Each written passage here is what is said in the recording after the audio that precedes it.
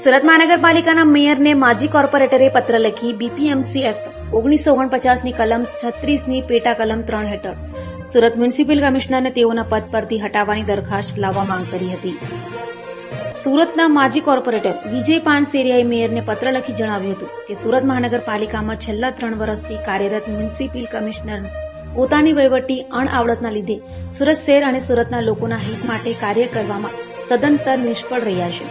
હાલમાં ચોમાસાની શરૂઆતમાં સુરત શહેરમાંથી પસાર થતી ખાડીની આજુબાજુના વિસ્તાર જેવા કે લિંબાયત, પર્વત પાટિયા, સણિયા હેમાત, સીમાડા, ઉદરા, પાસોદરા વગેરે વિસ્તારમાં ખાડીપુર આવ્યું છે.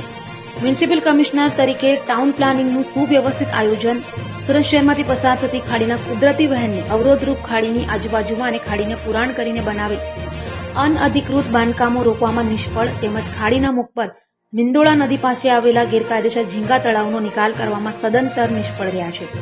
આ કારણોને લીધે સુરત શહેરમાં ખાડીપુર આવ્યું અને લાખો લોકોને તેની સીધી જ અસર થઈ તેમજ રણ્યાક લોકોની સાથે સાથે નાના મોટા ધંધાર્થીઓને પણ કરોડો રૂપિયાનું માલ મિલકતનું નુકસાન થયું છે.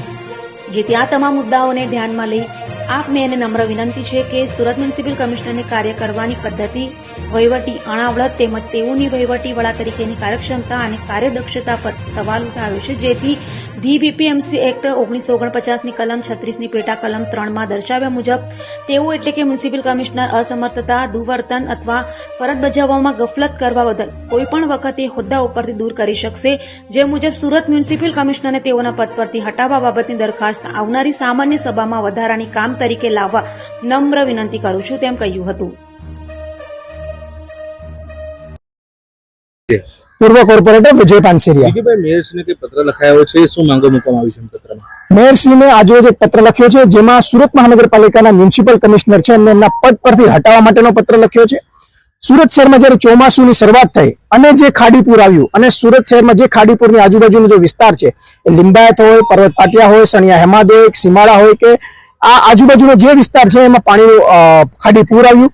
ખાડીપુર આવ્યા એના મુખ્ય કારણો દર્શાવે કે સુરત મહાનગરપાલિકાના જે મ્યુનિસિપલ કમિશનર શ્રી છે એ છેલ્લા 3 વર્ષથી કમિશનર શ્રી તરીકે ફરજ નિભાવે છે. એમને જે આયોજન કરવું પડે ટાઉન પ્લાનિંગ પ્રમાણે એ નથી કર્યું. બીજું, જે કુદરતી વહેણ છે ખાડીનો એની આજુબાજુમાં જે અનધિકૃત બાંધકામો થઈ ગયા છે, બ્રિજો બની ગયા છે, એ હટાવવામાં નિષ્ફળ રહ્યા છે. અને સાથે સાથે આ જયારે ખાડી જયારે મિંડોળા નદીને મળે છે ત્યારે એની આજુબાજુમાં જે ગેરકાયદેસર રીતે ખોટી રીતે જે ઝીંગા તળાવો બનાવી દીધા છે જેને લીધે પાણી બેક મારે છે અને જે ખાડીની આજુબાજુનો વિસ્તાર છે ત્યાં ખાડી પૂર આવે છે. જેને લીધે સુરતના જે ખાડીની આજુબાજુમાં જે લોકો રહે છે એમના રહેણાંક વિસ્તારમાં પાણી ઘૂસી ગયા છે. જે નાના મોટા દુકાનદારો છે, વ્યવસાય કરે છે, એમને ત્યાં પાણી ગોડાઉનોમાં અને દુકાનોમાં પાણી ઘૂસ્યું, જેથી કરોડો રૂપિયાનું નુકસાન ગયું છે. આ જ કારણોસર આપણે એક માંગ માનનીય મેયરશ્રીને એક પત્ર લખી અને મ્યુનિસિપલ કમિશનરની શ્રીને એમની અણઆવડતને કારણે એમના પદ પરથી હટાવવા માટેની એક રજૂઆત કરી છે. તેમને બરખાસ્ત કરી શકાય પદ પરથી.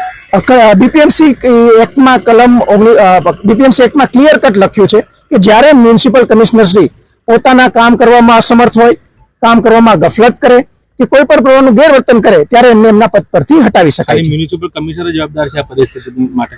મ્યુનિસિપલ કમિશનરની સાથે સાથે ભાજપ શાસકો પણ આમાં એટલા જ જવાબદાર છે, કેમ કે બંનેની પેરેલલ જવાબદારી બને. ફક્ત પોલિસી બનાવી નહીં પરંતુ મ્યુનિસિપલ કમિશનર પાસે પિરિયોડિકલી એમને શું કામગીરી કરી છે એમનો રિપોર્ટ મંગાવવો જોઈએ. એ રિપોર્ટ નથી મંગાવ્યો એટલે જ તે મ્યુનિસિપલ કમિશનર પોતાની મનમાની પ્રમાણે કામ કરે છે, એટલે જ આ ખાડીપુર આવ્યું છે. પ્રી મોન્સૂનને ખાડીપુર અટકાવવા માટે કરોડો રૂપિયા ખર્ચાય છે, પરંતુ પરિસ્થિતિ દર વર્ષે આવી જોતા પૈસા ક્યાં વપરાય છે? જ્યારે ખાડીનું ડ્રેજિંગ કરવાનું હોય, જે પણ ડ્રેનેજ સાફ કરવાની હોય એ વગેરે કામો જે પ્રી મોન્સૂન કામગીરીમાં કરવાના હોય છે પરંતુ એ પ્રોપર વે થતા નથી અને એને લીધે જ આ રીતે ખાડીપુર આવે છે અને એનો ભોગ સુરત શહેરની જનતાને ભોગવવો પડે છે.